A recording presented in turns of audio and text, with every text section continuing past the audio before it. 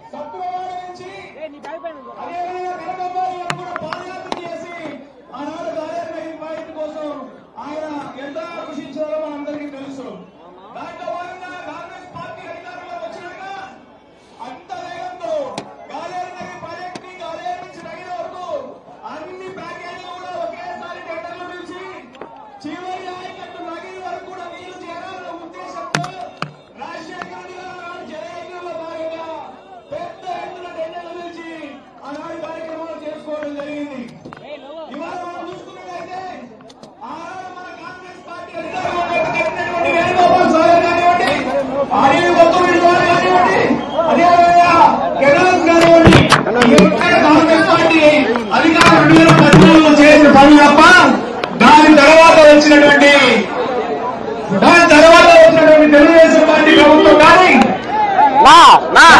వచ్చినటువంటి వైఎస్ఆర్ పట్టించుకున్న దాఖలు లేవు.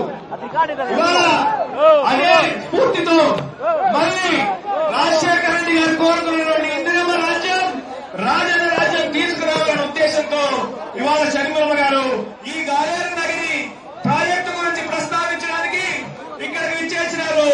ఈ ప్రాజెక్టు గత 10 సంవత్సరాలుగా ఏమాత్రం ఒక తట్ట మట్టి కూడా ఈ ప్రాజెక్టుని మళ్లీ షర్మిలమ్మ గారి నాయకత్వంలో దీనికోసం ఇక్కడ మళ్ళా నగరి నుంచి ఈ ప్రాజెక్టుని మళ్లీ పునర్నిర్మించడానికి ఒక నాంది పలకడానికి మనందరూ కూడా ఎంతో సంతోషపడాల్సిన అవసరం ఉంది. అదేవిధంగా గత ఎన్నికల్లో వైఎస్ఆర్సీపీ ప్రభుత్వం మీరు చూసుకున్న అనేక హామీలు ఇచ్చినాయి. ఇక్కడ ఉన్నటువంటి మన ట్రైనింగ్ యూనిట్స్ సంబంధించి 500 యూనిట్లు కరెంట్ ఉచితంగా ఇస్తామని చెప్పినారు. ఇవాళ మనం చూసుకున్నట్లయితే 1000 రూపాయలు వస్తున్నటువంటి కరెంటు బిల్లు ఇవాళ ప్రతి ఒక్క యూనిట్ లో 5,000 రూపాయలు వచ్చే పరిస్థితి ఉంది.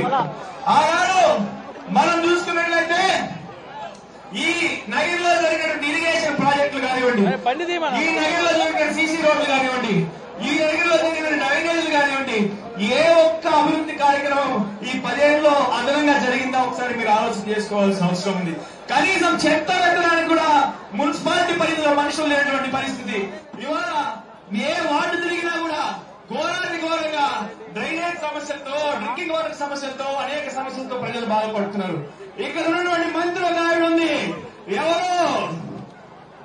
ఎవరు ఇవాళ మనం చూసుకున్నట్లయితే ఆవిడ పెద్ద పెద్ద మాటలు మాట్లాడుతుంది.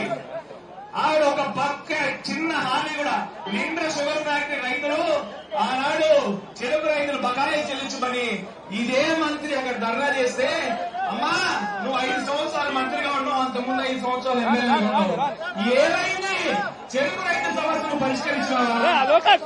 ఇవాళ డీడీపీ ప్లాంట్ ఆనాడు రాజశేఖర రెడ్డి గారు శాంక్షన్ చేసి ప్రజలకు మంచి తాగునీరు, గ్రౌండ్ వాటర్ పొల్యూట్ అవ్వకూడదు అని చెప్పి మంచి ఉద్దేశంతో ఒక డీడీపీ ప్లాంట్ ఆనాడు కాంగ్రెస్ పార్టీ హయాంలో ఇస్తే, ఇవాళ అదే ప్లాంట్ ని మీరు కనీసం మెయింటెనెన్స్ ఛార్జీలు కూడా ఇవ్వకుండా ఆ ప్లాంట్ ని పూర్తిగా నాశనం చేసే పరిస్థితి. కొత్త ప్లాంట్ ఒక్క రోజు కూడా దాన్ని వాడకుండా ఇవాళ మెయింటెనెన్స్ పరిస్థితి కూడా ఇవ్వని పరిస్థితిలో ఇవాళ నాశనం చేస్తున్నారు. ఏ ఒక్క సమస్య అయినా, ఏ ఒక్క అభివృద్ధి కార్యక్రమం అయినా ఈ నగరంలో పట్టడం జరిగిందా? ఇది బహిరంగ చర్చకు నేను సిద్ధం. ఇక్కడ ఉన్నటువంటి వైఎస్ఆర్సీపీ నాయకులు సిద్ధమని కూడా ఈ వేదిక నుంచి అడుగుతున్నాను.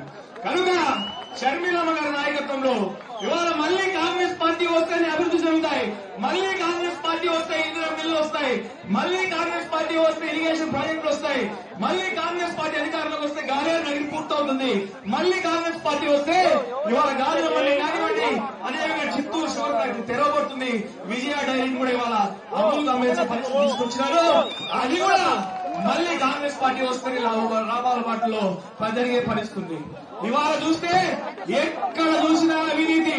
మీరు చూసుకున్నట్లయితే ల్యాండ్ స్కామ్లు, గ్రావెల్ అయితే కొండలు కొండలు మింగేస్తున్నారు. ఇక్కడ ఒక మంత్రి, జిల్లాలో పెద్ద మంత్రి, దారుణం. కాళ్ళ కట్టిన కొండలు కొండలు మాయమైపోతాయి రాత్రికి రాత్రి. ఏందయ్యా ఇది? మిమ్మల్ని అడిగేవారు లేరనా? ఆయన పెద్ద మంత్రి అంట, పెద్దారంటే పెద్ద. ఏంటి మీకు కనీసం ఇంగిత జ్ఞానం ఉందా? ఎంత డబ్బు కావాలి? ఇంకా గ్రామాలు దోచేస్తున్నారు, క్రషర్లు దోచేస్తున్నారు, శాండ్ దోచేస్తున్నారు. ఒక్కటి కాదు, ఆయనైతే లిక్కర్ షాపులు ఎవరైనా ఒక్కరోజైనా పేటిఎం ద్వారా క్రెడిట్ కార్డు ద్వారా పేమెంట్ చేస్తారా? ఈ మందులు ఎక్కడైనా భారతదేశంలో, మన ఆంధ్రలో ఎక్కడ దొరుకుతుందా? ఇవాళ అంత దౌర్భాగ్యం ప్రపంచంలో ఎక్కడ దొరికిన పరిస్థితి. ప్రస్తావించారు రాష్ట్రానికి స్పెషల్ స్టేటస్ ఇరా బాబు అంటే స్పెషల్ స్టేటస్ మందుబాట్లు ఇచ్చినారు. రాజధాని ఇరా బాబు అంటే క్యాపిటల్ మందుబాట్లు ఇచ్చినారు.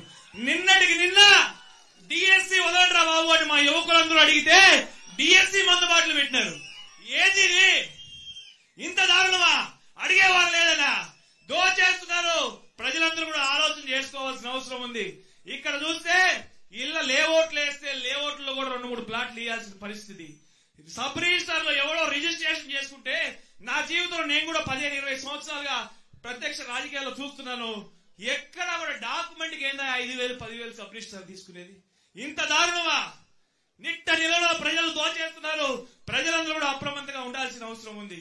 కనుక షర్మిలమ్మ గారి నాయకత్వంలో ఇవాళ మళ్లీ మన కాంగ్రెస్ పార్టీ ఆవిడ గ్రామాలు తిరుగుతున్నారు, ఊరా తిరుగుతున్నారు. మళ్లీ మన పాత రాజన్న రాజ్యం తీసుకురావాలనే ఉద్దేశంతో ఆవిడ అని ఇవాళ నగరికి రావడం జరిగింది. ఈ నగరిలో కూడా అనేక సమస్యలున్నాయి. అవన్నీ కూడా షర్మిలమ్మ గారు ప్రస్తావిస్తారు. ఇక్కడ ఉన్నటువంటి మంత్రి, ఆవిడ చేసిన అరాచకాలు, ఆవిడ చేసిన దోపిడీ, అన్ని విషయాలు కూడా మనమంతా కూడా షర్మిలమ్మల ఆవిడ ప్రస్తావిస్తారు. దయచేసి అందరూ కూడా ఆలోచించాల్సిన ఉద్దేశంతో ఇప్పుడు మన అందరికి కూడా సుపరిచితుడు, మన ప్రియతమ నాయకులు, ఈ జిల్లాకు 10 సంవత్సరాలు ఇన్ఛార్జ్ మంత్రిగా ఉన్నటువంటి మన రఘువీరారెడ్డి గారిని మాట్లాడవలసిందిగా కోరుతున్నాను. జై కాంగ్రెస్, జై కాంగ్రెస్. ఇప్పుడు